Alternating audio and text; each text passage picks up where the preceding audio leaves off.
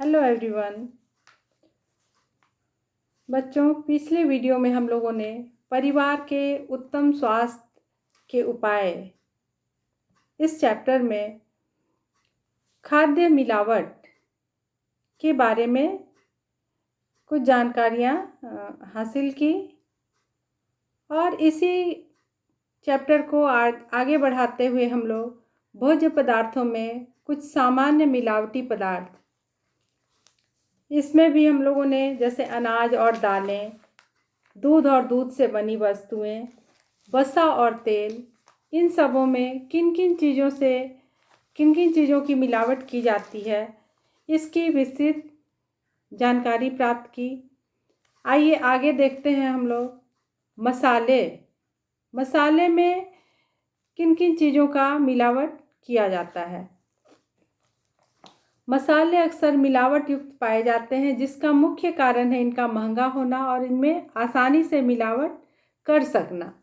क्या है, ऐसे भी हम लोग देखते हैं कि खाद्य पदार्थों में मसाले बहुत ही महंगे होते हैं और जिसमें व्यापारी लोग बहुत आसानी से मिलावट कर भी लेते हैं।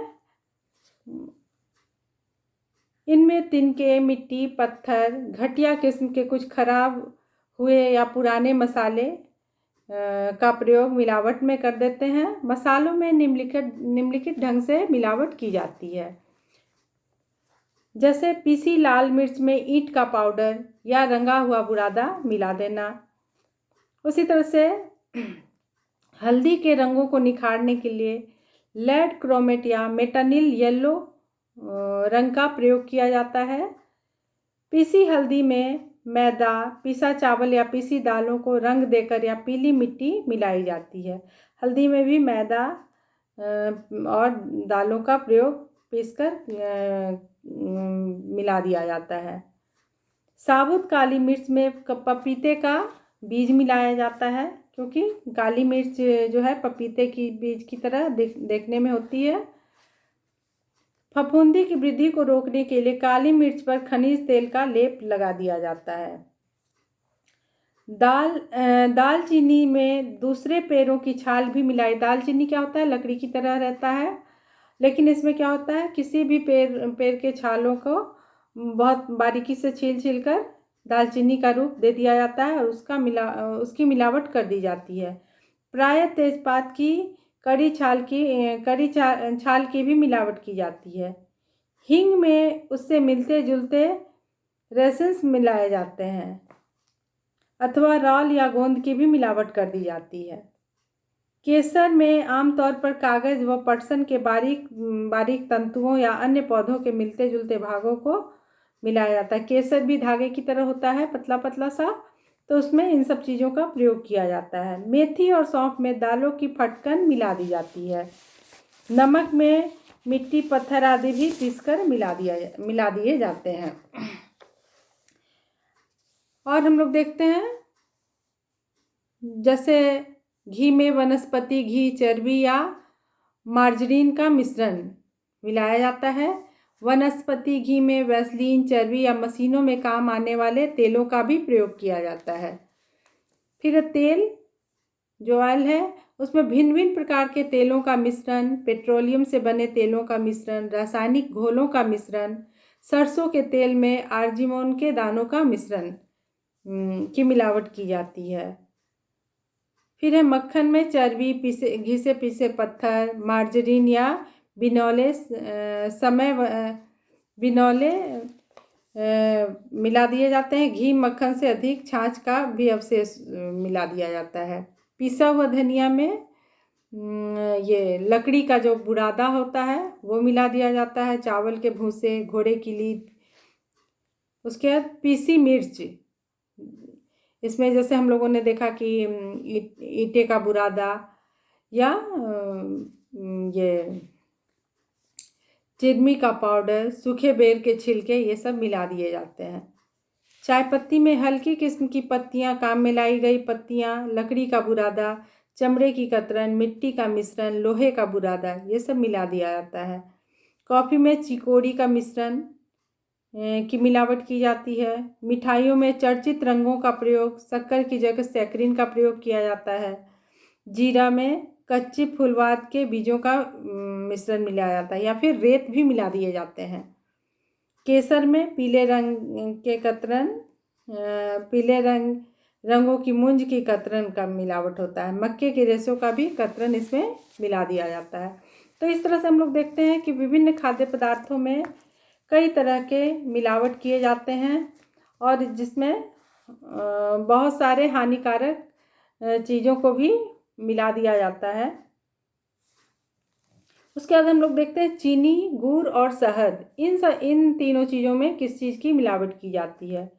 चीनी में कई बार खड़िया और धूल मिट्टी की मिलावट की जाती है। विषैले पदार्थ जैसे सैकरीन या साइक्लोमेट, डिल्साइन मिलाकर खाद्य पदार्थों को अधिक मीठा कर दिया जाता है। बारीक दानों वाली चीनी में पतली रेत या सूजी भी मिला दी जाती है। फिर है गुड़ बनाते समय रेत व मिट्टी की मिलावट की जाती है। कई बार रंग को निखारने के लिए वर्जित रंगों का भी प्रयोग किया जाता है। उसके बाद है शहद में प्राय चीनी की मिलावट की जाती है। शुद्ध चीनी अगर मिलाई जाए तो स्वास्थ्य पर कोई खतरा नहीं होता है, लेकिन उपभोक्ता को अपने पैसे की कीमत नहीं मिल पाती है। चीनी की मिलावट तो फिर भी सही है, लेकिन वो स्वास्थ्य के लिए हानिकारक नहीं है। लेकिन और भी अन्य खाद्य पदार्थों में इस तरह से गलत चीज़ों का इस्तेमाल कर जो मनुष्य के स्वास्थ्य पर बहुत ही हानिकारक प्रभाव डालता है, ये सही नहीं हो पाता है। लेकिन व्यवसायी अपने फ़ायदे के लिए सब तरह के नुकसान कर डालते हैं।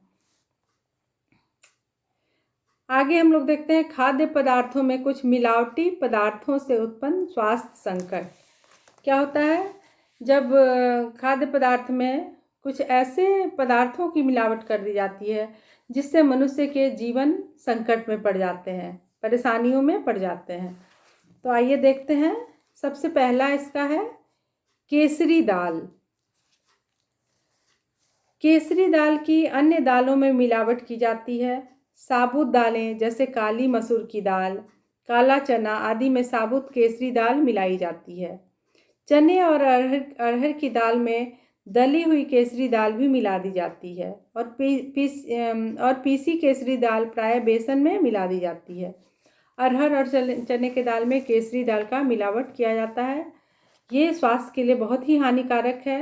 और क्या होता है, इसका जो पाउडर होता है उसे चने के बेसन के रूप में प्रयोग में ला दिया जाता है। बेसन में केसरी दाल के पाउडर का मिलावट कर दिया जाता है। इस दाल की पैदावार विपरीत परिस्थितियों में काफ़ी अधिक होती है, जिसके कारण यह सस्ती होती है। इसकी उपज करने में बहुत ज़्यादा धन खर्च या शारीरिक मेहनत बहुत ज़्यादा नहीं होता है और बहुत आसानी से इसकी उपज हो जाती है, जिसकी वजह से मिलावट करने में व्यवसायी जरा भी परेशान नहीं होते हैं। केसरी दाल के अधिक उपयोग से लेथेरिज्म नामक बीमारी हो जाती है। ये लेथेरिज्म क्या है? नीचे के दोनों अंगों की पक्षाघात की बीमारी। तो क्या है, केसरी दाल के अधिक उपयोग से लेथेरिज्म नामक बीमारी हो जाती है। विशेष रूप से 5 से 45 वर्ष के व्यक्ति इससे अधिक प्रभावित होते हैं। आहार में 40% या अधिक केसरी दाल हो तो 2 से 4 माह में रोग के चिन्ह दिखाई देने लगते हैं। अगर अपने आहार में अनजाने या जाने में हम लोग 40% इसका उपयोग कर लेते हैं तो इसका जो असर है वो दिखने लगता है। 2 से 4 महीने में इसका असर दिखने लगता है। इस बीमारी की शुरुआत घुटने के जोड़ों व टांगों में ऐंठन से होती है। पैरों में ऐंठन बहुत ज़्यादा होने लगती है, घुटने में दर्द रहने लगता है व्यक्ति को। फिर कलाइयों, खटनों, जांघों और कंधों के पिछले हिस्से में दर्द रहने लगता है। इन लक्षणों के बाद 10 से 30 दिनों से नीचे के अंगों का पक्षाघात हो जाता है। धीरे धीरे इस बीमारी के लक्षण उभरने लगते हैं और क्या होता है कि 10 से 30 दिन में नीचे के अंगों के, कमर से नीचे के अंगों में पैरालिसिस अटैक कर जाता है। धीरे धीरे रोगी एकदम अपाहिज बन जाता है, क्योंकि वह चलने के योग्य नहीं, चलने में सक्षम नहीं हो पाता है और वो अपाहिज की स्थिति या अपाहिज वाला जीवन व्यतीत करने लगता है। तो ये ऐसा रोग है, ना आदमी जी सकता है और ना मर सकता है, बीच में ये डाल देता है। दूसरा है आर्जीमोन के बीज। आर्जीमोन के बीज पोस्ते जैसे पीले रंगों के फूलों वाला पौधा है। आर्जीमोन के बीज सरसों के बीज के समान ही दिखते हैं तथा सरसों का तेल निकालने समय यह उसमें मिला दिए जाते हैं। छोटा छोटा काला काला दाना इसका भी होता है और ये जब सरसों का तेल निकाला जाता है उस समय इस बीज को भी उसमें डाल दिया जाता है, तो एक साथ उसमें शुरू से ही मिलावट कर दी जाती है।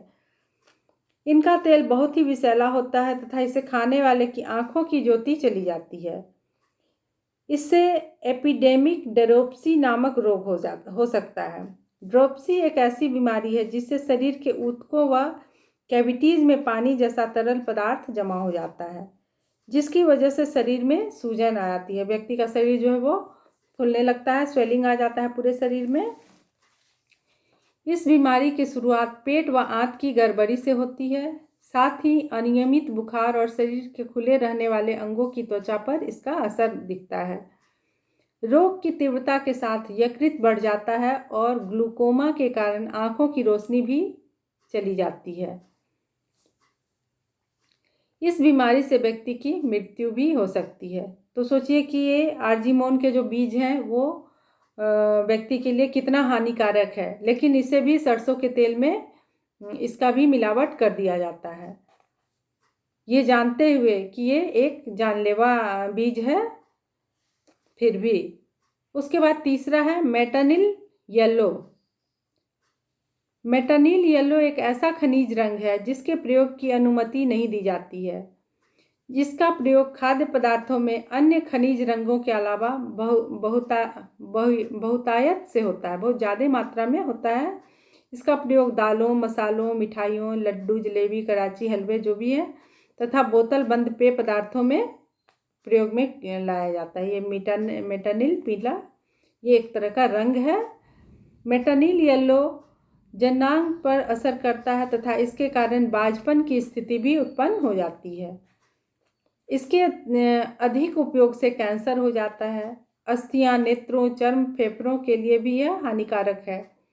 मानसिक अवरुद्धता, रक्तहीनता तथा शरीर और रक्त में धातु या सीसा तत्व की अधिकता हो जाती है, जो हानिकारक है मनुष्य के स्वास्थ्य के लिए। फिर है खनिज तेल। खनिज तेल मिट्टी के तेल की भांति होते हैं और सस्ते होने के कारण इन्हें अन्य खाद्य तेलों में मिला दिया जाता है। इन्हें थोड़ी मात्रा में खाने से भी वसा में घुलनशील विटामिनों जैसे विटामिन ए, डी आदि नष्ट हो जाते हैं। अधिक मात्रा में खाने से आंत्रशोथ और वमन की स्थिति उत्पन्न हो जाती है। फफूंदी की वृद्धि को रोकने के लिए भी कुछ खाद्य पदार्थों पर खनिज तेल का लेप लगाया जाता है। खनिज तेल के इस्तेमाल से स्वास्थ्य को भारी नुकसान हो सकता है, क्योंकि यह बहुत विषैले होते हैं और कुछ तेल तो कैंसर का कारण भी बन जाते हैं। कभी भी खनिज तेल का प्रयोग नहीं करना चाहिए। लेकिन जो लोग व्यापार करते हैं, जिन्हें मिलावट वस्तुओं में, खाद्य वस्तुओं में मिलावट की आदत हो जाती है, अधिक धन संचित करना उसका एक उद्देश्य हो जाता है, वो इसे करने में जरा भी नहीं कतराते हैं। इसके बाद हम लोग देखते हैं खाद्य मिलावट का पता लगाने के परीक्षण। यह निश्चित है कि मिलावट के कारण स्वास्थ्य और धन का नुकसान सदा उपभोक्ता को ही उठाना पड़ता है, परंतु खाद्य पदार्थों में की गई मिलावट को पहचान पाना उसके लिए कठिन हो जाता है।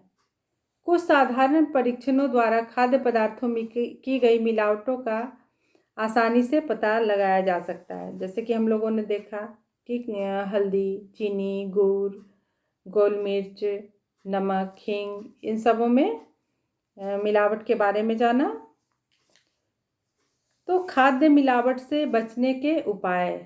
तो इतनी सारी परेशानियां अगर उपभोक्ता को होती है तो हम लोग इससे कैसे बचेंगे, इसके बारे में हम लोग देखते हैं, आइए। खाद्य मिलावट से बचने के उपाय। मिलावट के खिलाफ उपाय करना तथा उससे बचना भी बहुत कठिन है, इसलिए सतर्कता ही सबसे अधिक महत्वपूर्ण है।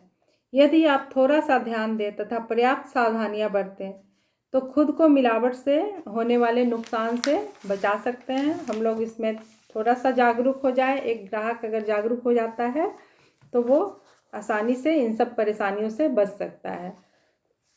इसके लिए निम्नलिखित बातों पर ध्यान देना बहुत ज़रूरी है। जैसे आपको विभिन्न बाज़ारों में प्रचलित दरों की जानकारी होनी चाहिए। जो भी सामान हम खरीद रहे हैं, जो भी वस्तुएं हम लेते हैं, तो उसके मूल्य की जानकारी होना बहुत ज़रूरी है। फिर है परिचित दुकानों या सहकारी स्टोर समितियों से ही खरीदारी करें।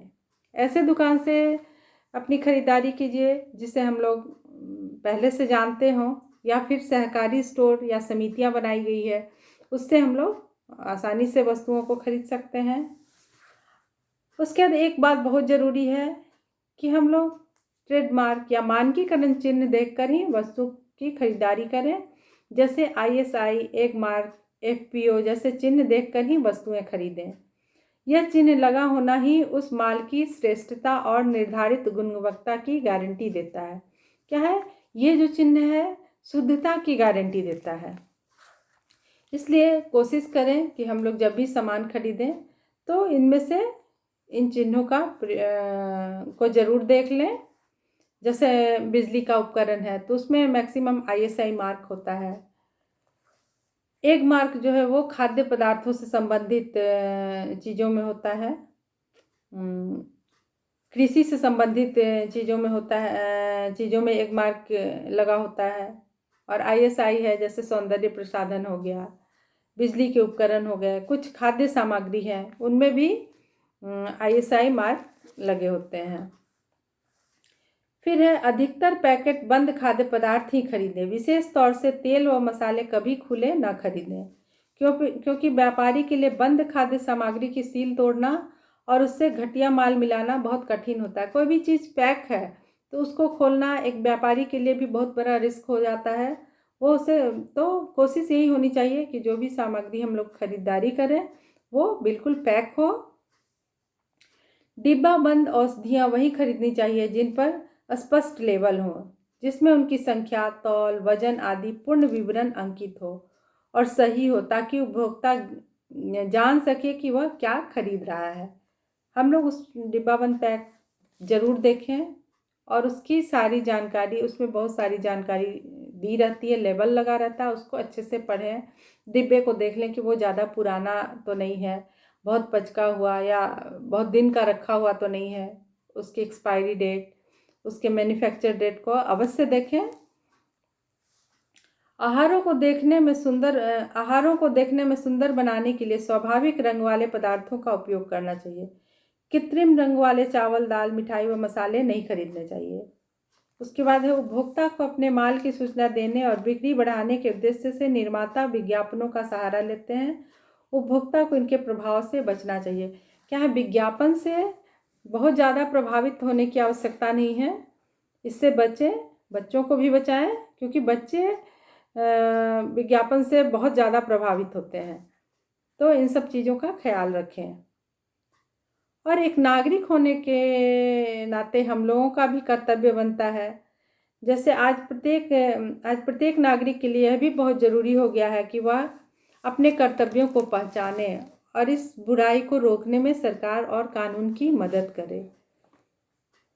प्रत्येक नागरिक का कर्तव्य है कि वह मिलावट को रोकने में सहायता करे, उसका पर्दाफाश भी करे, निंदा करने में सक्रिय भाग ले।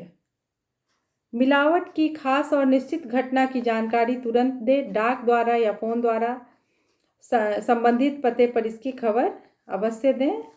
कुछ जैसे नगर पालिका, स्वास्थ्य अधिकारी, नगर निगम, ये सब हो गया, प्रभारी अधिकारी, नागरिक केंद्रीय समिति। मिलावटी माल के लिए नमूने भरने में खाद्य निरीक्षकों की विधि व संपन्न सहायता दें। ऐसे मामलों में न्यायालय के समक्ष अपनी गवाही या जानकारी देने के लिए अवश्य सक्रिय रहें। खाद्य में मिलावट को रोकने के अभियान को पूरी करने में एक उपभोक्ता का कर्तव्य बनता है कि वो सरकार की पूरी मदद करे। उपभोक्ता को खरीदते समय तौल पर नज़र रखने की आवश्यकता है। कम तौल की शिकायत नाप तौल विभाग को आप दे सकते हैं। तो बच्चों, आज हम लोगों ने खाद्य पदार्थों में कुछ मिलावटी पदार्थों से उत्पन्न स्वास्थ्य संकट, उसके बाद खाद्य पदार्थों में मिलावट से बचने के उपाय, इन सब बातों के बारे में जानकारियाँ प्राप्त की। तो आज के लिए इतना ही। आप लोग इसे ज़रूर देखें, अवश्य पढ़ें। जहाँ नहीं समझ में आए एक पॉइंट या फिर कमेंट बॉक्स में लिखकर जानने की कोशिश करें। Thank you.